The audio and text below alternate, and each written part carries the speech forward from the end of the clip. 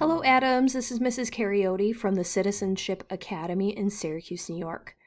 What I'm going to walk you through today is a lesson on addition within 20, using a strategy that we've been discussing while at school, where we draw pictures to represent our two parts, and then we count them all together to represent our total or our whole. So as you can see on my screen, I have two problems that we're going to work through together. The first problem right here says 9 plus 8 equals blank. So what we're going to do is we are going to go ahead and we are going to use pictures to solve this problem.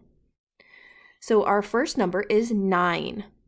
What we're going to do is we're going to draw 9 circles. Please count with me as I draw. 1, 2, 3, 4, 5, 6, 7, 8, 9. Now our next number, our next part is 8. Please count with me as we draw 8. 1, 2, 3, 4, 5, 6, 7, 8.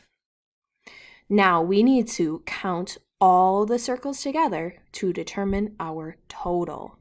So usually what Mrs. Cariotti asked you to do is to use your pointer finger and to touch and count each circle you drew. Now I can't show you that on my screen, so what I'm going to do is I'm going to put a little dot with red in the middle as I count each circle. So I need you to count with me. Are you ready? Here we go. 1, 2, 3, 4, 5, 6, 7, 8, 9, 10, 11, 12, 13, 14, 15, 16, 17. This is what a 17 looks like. A 1 and then a 7. That's how you write the number 17. Moving right along, let's solve the next problem that we have on our page.